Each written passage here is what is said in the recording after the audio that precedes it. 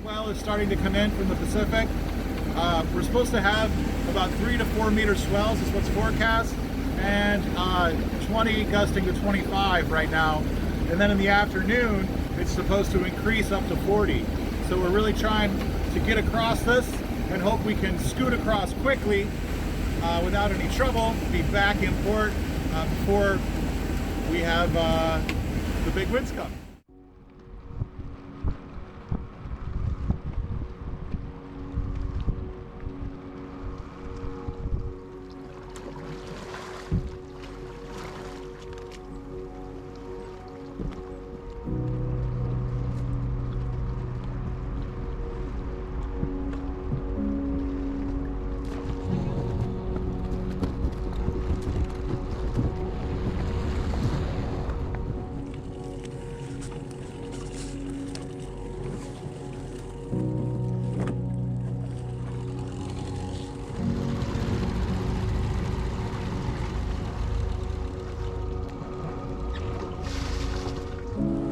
Are you ready?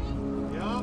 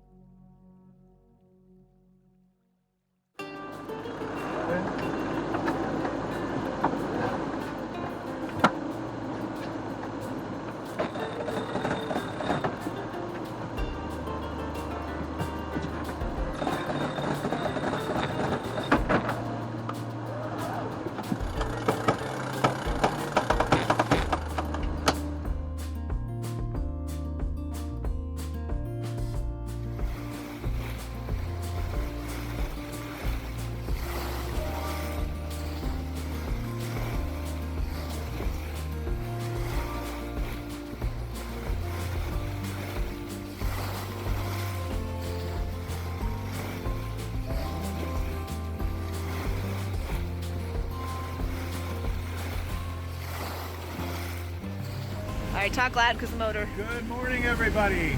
We are headed out for a little jaunt into the Pacific. Well, not quite the Pacific. This is called Canal Coburn, and it's a major separating point between the south and the north part of Chile. So we've got to do a short jaunt, just a few miles, across this big opening to the Pacific. So as you can tell now, the swell is starting to come in from the Pacific. We're supposed to have about 3 to 4 meter swells is what's forecast, and 20 gusting to 25 right now. And then in the afternoon, it's supposed to increase up to 40. So we're really trying to get across this and hope we can scoot across quickly without any trouble with good wind, save a little bit of fuel, and then be back in port before we have the big winds come. So that's it for today. Kate will show you the charts. I'm going to drink some more of my coffee and enjoy this beautiful vista. Ciao.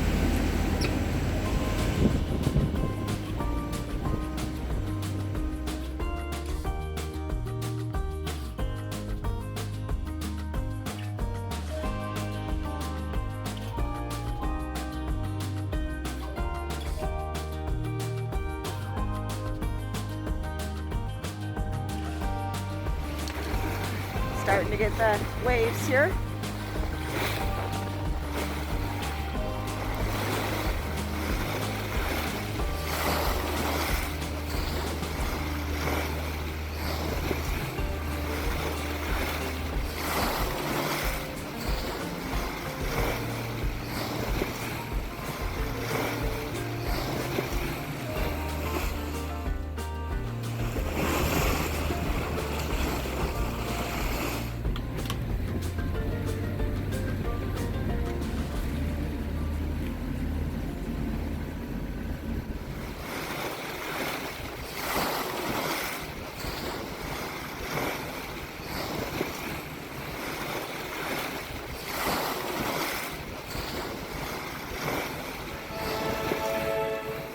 As we exited the protected channels and made our way to the exposed Canal Coburn and Pacific Ocean, the swell was starting to make its way to us. As much as we would have loved to stay and explore the beautiful Caleta Brecknock, the weather window before the big blow was a good one, and we could reach our way comfortably across the open channel.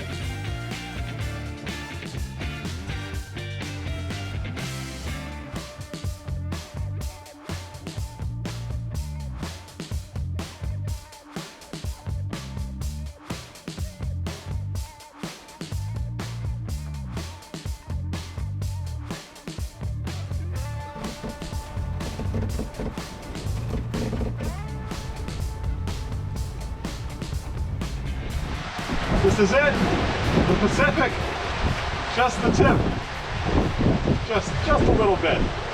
We're getting just a little taste of the Pacific Ocean right here. But it feels really good to be back out in ocean waves, to be sailing.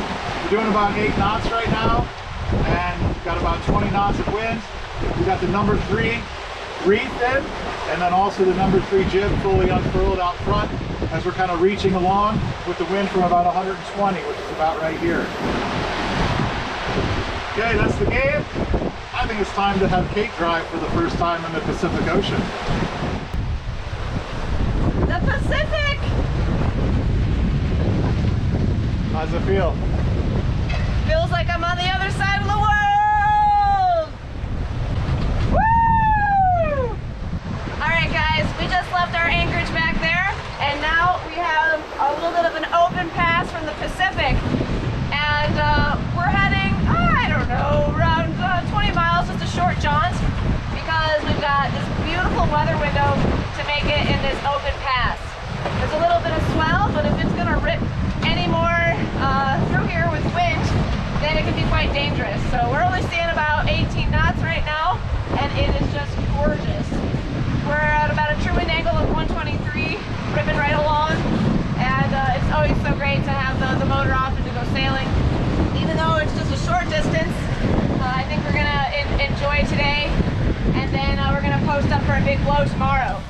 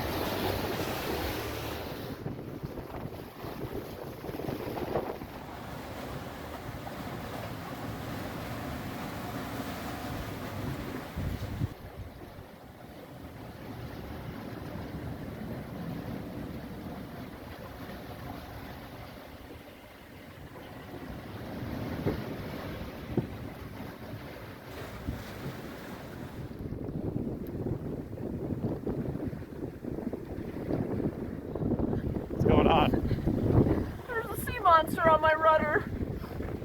Oh, I see him. Look at that. Let me go He film really him. looks like a sea monster. He looks like an eel. Yeah.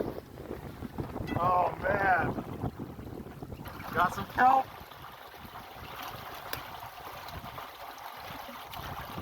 Like slapping. It I'm sounds like, what's that slapping noise? Looks like freaking eels. We are officially entering uncharted territory. This section of the canal here has no charts, absolutely none. We've got to do this basically blind. We do have some GPS tracks from some people that have come before us, so we have an idea where to go. Basically a single line through this. There are no actual charts showing any hazards, any depths, anything like that. So essentially we're just totally flying blind through here. We've got our fingers crossed, and we know that quite a few boats have come through here. Navy boats have come through here, and that this is possible, but we sure don't like sailing without charts. It's a nice thing to have. So fingers crossed. Let's hope we don't bump into anything under the water. Speaking of, Kate's fighting a sea monster on the rudder right now. Check it out. I just need some scissors. I almost got him. He's slowing us down. Careful.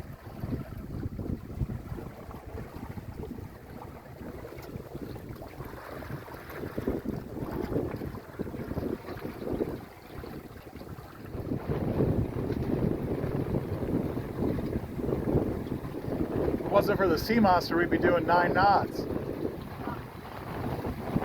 I bet we have one on our keel too.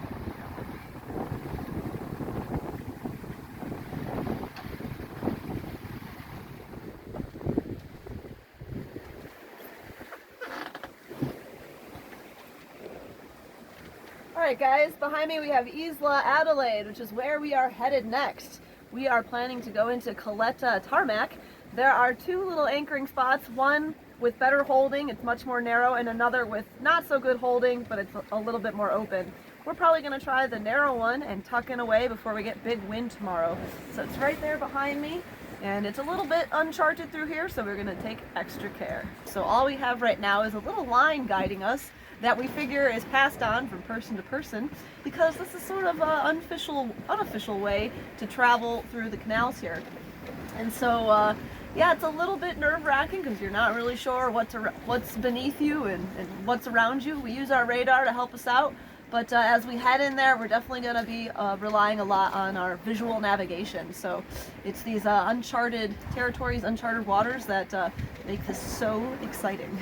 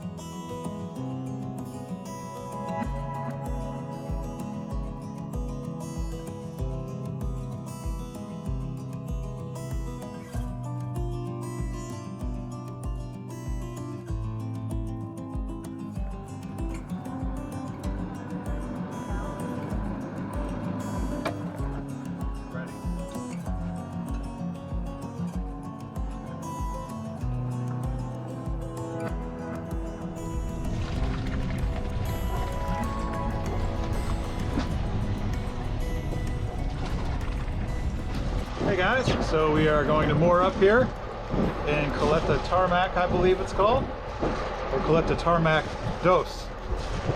There's one Caleta that's just over there. It's a little more open, and this one's supposed to be more secure. So Kate dropped off in the dinghy, and she's in the little Caleta right now, or the little harbor or bay. And right now we're backing the boat up to her. And we're gonna start dropping the anchor right at about the entrance when we get into about 30 feet of water. And then we're gonna back the boat up until the boat's in about 25 feet of water. The tide here is about 6 feet with a maximum of about 7 or even 8 feet at a spring. So we need to factor that into our depth. So we need 6 feet under the keel, so under the boat. At high tide, which it is right now, we need about 16 feet to feel safe. And we want to give a little more than that just because we're so far out here in the wilderness. We'd rather anchor in a little bit deeper water just to make sure there's no rocks or anything that we don't know about that we end up bumping into. It is a little bit intimidating anchoring and sailing in a place with no charts. You kind of just have to go on blind faith. But all the information we do have about this bay that's in the Blue Book has checked out. So that's some really good, reliable information. And then we also got a lot of information from a really experienced skipper down here. And we trust that information as well. So we're just gonna back on up. Kate's gonna tie these lines back here. And that's all there is to it.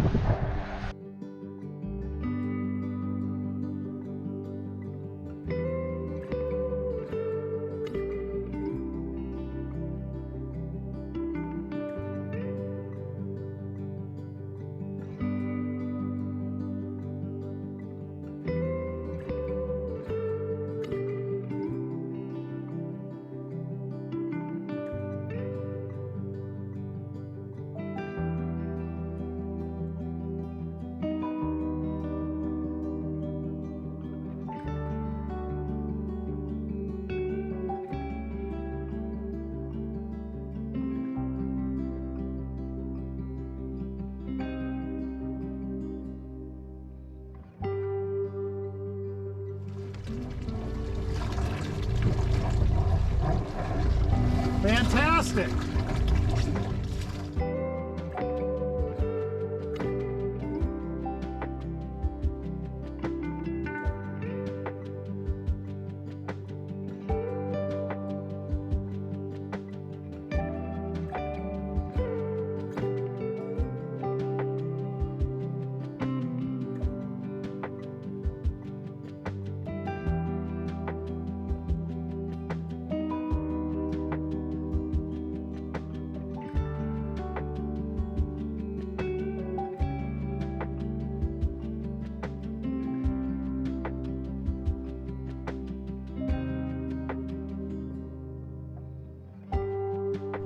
You can already see the willowaws blasting through the hills and down to the Caleta on the water where we anchored. With 5 lines tied to shore and our anchor on the ground, we were well spider-webbed in. That's not going anywhere. Now we wait.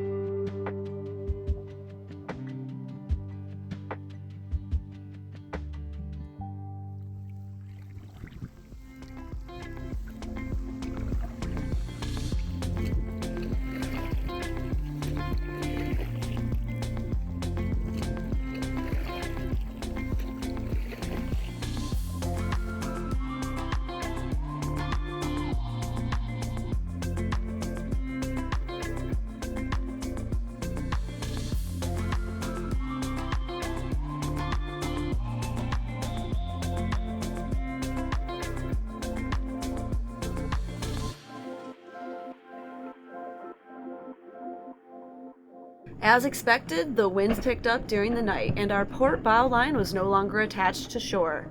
The line either tore or pulled out the tree root it was attached to. It turned out to be the latter, so I headed out in the dinghy to make the climb and reattach the port bow line to a stronger trunk much further up. Here you can see the wind on the water and hear it whistling down from the mountains.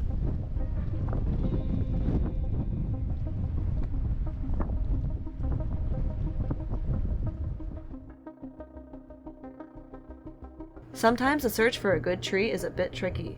After tying the bow line around a much stronger trunk, I began my trek down from the cliff.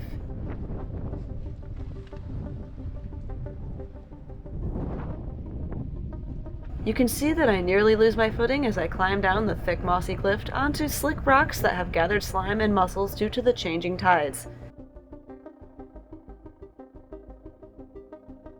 I use the line to walk myself back to the boat to save fuel for the dinghy and also limit my chances of being carried away in a puff. Luckily, our anchor is holding the bow in place, but you can see the bow line tension as a big willow wall hits the water. It's a big sigh of relief to have a backup system so we don't end up with the boat in the rocks. For good measure, we opted for a second bow line on the port side with the wire secured to a rock, as the majority of puffs seem to be coming from this same direction. I made it back to the boat just before another big willow wall hit. Once the bow was doubly secure from this wind direction, we grabbed any extra line we had to add another line midship.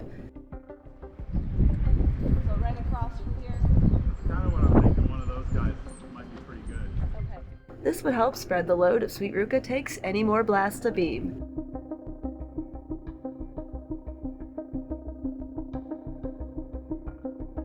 A little cold sleep made the adjustments all the more exhilarating.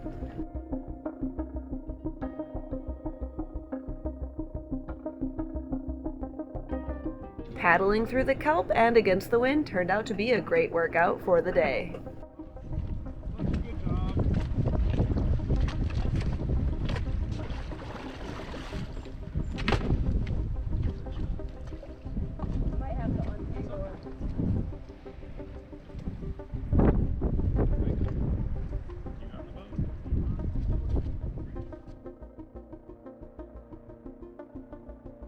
For even more good measure, we figured we might as well dig out more lines and attach another one midship on the starboard side.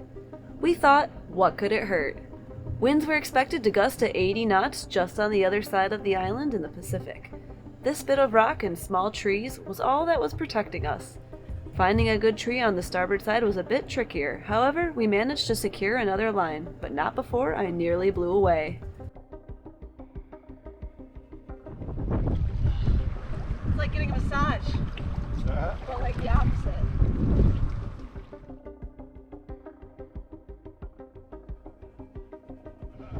These puffs are just going everywhere. I feel like I'm being ripped in half.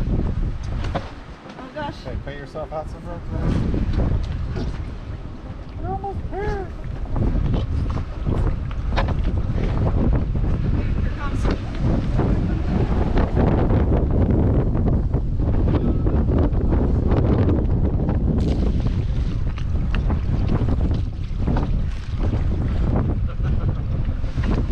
Good job, babe.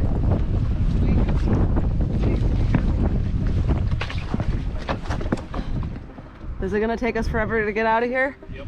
And probably cut down some sailing hours? Possibly. Okay. But guess what? We'll still have a boat to go sailing with. Yeah.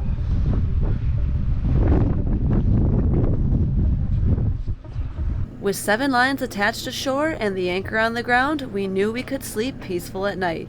But that didn't stop the whistling willow walls from making my heart pound a bit. Luckily, we got all the ropes tied before things got a little more wet outside. Hey guys, it is hailing outside. Let's see if I can poke the camera out and have a quick look.